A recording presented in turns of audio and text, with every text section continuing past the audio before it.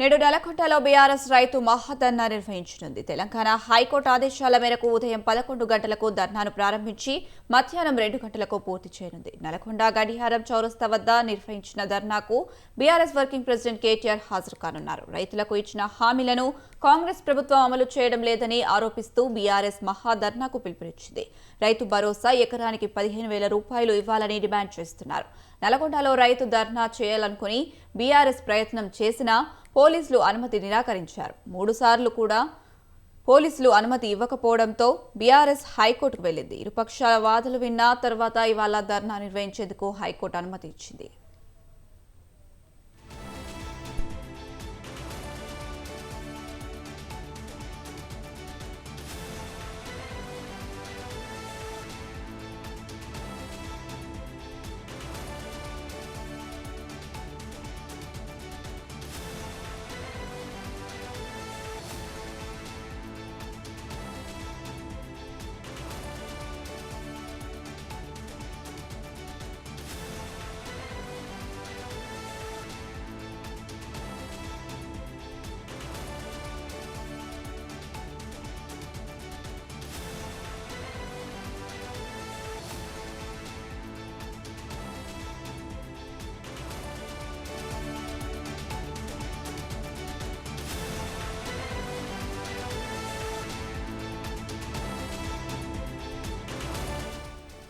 నేడు నల్లగొండలో బీఆర్ఎస్ రైతు మహాధర్నా నిర్వహించనుంది. తెలంగాణ హైకోర్టు ఆదేశాల మేరకు ఉదయం 11 గంటలకు ధర్నాను ప్రారంభించి మధ్యాహ్నం 2 గంటలకు పూర్తి చేయనుంది. నల్లగొండ గడియారం చౌరస్తా వద్ద నిర్వహించనున్న ధర్నాకు బీఆర్ఎస్ వర్కింగ్ ప్రెసిడెంట్ కేటీఆర్ హాజరు కానున్నారు. రైతులకు ఇచ్చిన హామీలను కాంగ్రెస్ ప్రభుత్వం అమలు చేయడం లేదని ఆరోపిస్తూ బీఆర్ఎస్ మహాధర్నాకు పిలుపునిచ్చింది. రైతు భరోసా ఎకరానికి 15,000 రూపాయలు ఇవ్వాలని డిమాండ్ చేస్తున్నారు.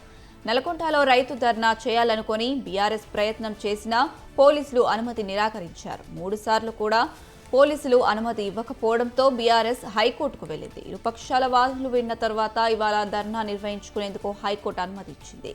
ఇదే అంశానికి సంబంధించి మరింత సమాచారం కరెస్పాండెంట్ సతీష్ అందిస్తారు. సతీష్, చెప్పండి.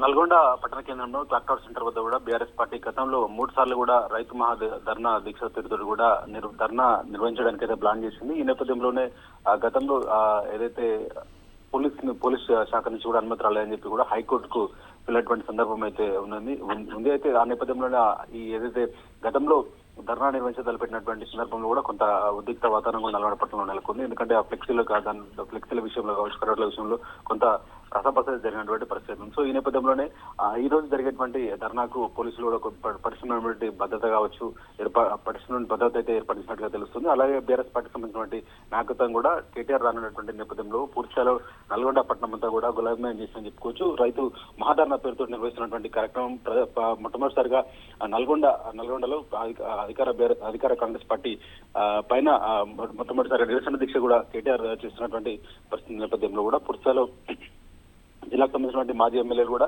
అలాగే మాజీ ప్రజాప్రతినిధులు కూడా పాల్గొనే విధంగా కూడా బీఆర్ఎస్ పార్టీ నాయకత్వం అయితే ప్లాన్ చేసింది చెప్పుకోవచ్చు. ఏదైతే అధికార కాంగ్రెస్ పార్టీకి సంబంధించి గతంలో ఎన్నికల టైంలో ఇచ్చినటువంటి హామీల అమలు విషయంలో కూడా వాటిని నెరవేర్చాలని చెప్పి కూడా వాటిని ప్రజలకు అందించాలి, రైతులకు కూడా అందించాలని చెప్పి ప్రధాన డిమాండ్ తోటి కూడా బీఆర్ఎస్ పార్టీ ధర్నా అయితే నిర్వహిస్తుందని చెప్పుకోవచ్చు. ఉదయం 11 గంటల నుంచి మధ్యాహ్నం 2 గంటల వరకు కూడా హైకోర్టు అనుమతితోటి ఈ ధర్నా అయితే నిర్వహిస్తున్నారు. దీనికి ఇప్పటికే నల్గొండ మాజీ ఎమ్మెల్యే కంచెల భూపాల్ నల్గొండ జిల్లా పార్టీ అధ్యక్షుడు బీఆర్ఎస్ పార్టీ అధ్యక్షుడు రమోత్ రవీంద్ర కుమార్ ఆధ్వర్యంలో కావచ్చు, వాళ్ళ నేతృత్వంలో దీనికి సంబంధించినటువంటి ఏర్పాట్లు అయితే పూర్తయ్యని చెప్పుకోవచ్చు. మధ్యాహ్నం 2 గంటల వరకు కూడా ఈ కార్యక్రమం అయితే కొనసాగుతుంది. సో ఉదయం 11 గంటలకైతే కార్యక్రమం ప్రారంభమైంది.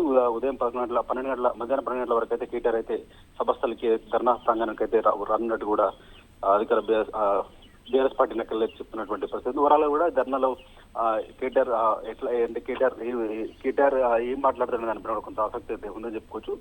ఎందుకంటే నిన్న మొన్న వరకు కూడా బీఆర్ఎస్ కాంగ్రెస్ పార్టీ 4 పథకాల అమలులో భాగంగా కూడా కొన్ని చేసినట్టుగా వాళ్ళు చెప్తున్నారు. సో దీంట్లో భాగంగా కూడా ఇప్పటికే కొంత అధికార ప్రతిపక్ష పార్టీల మధ్య కూడా మాటల యుద్ధం అయితే కొనసాగుతుంది. సో ఈ రోజు కేటీఆర్ ఇక్కడ ఏం మాట్లాడిన దానిపైన కొంత ఆసక్తి అయితే ఉందని చెప్పుకోవచ్చు. అయితే సతీష్, సుమారు ఎంతమందితో ఈ ధర్నా చేసే అవకాశం ఉందంటారు?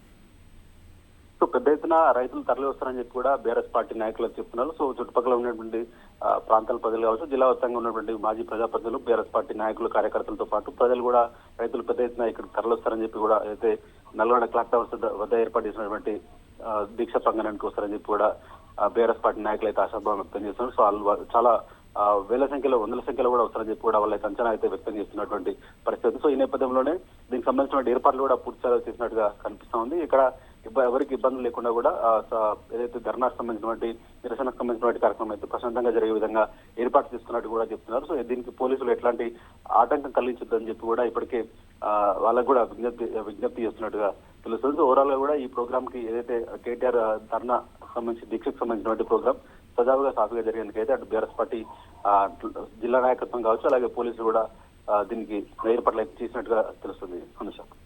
Right Satish, thank you.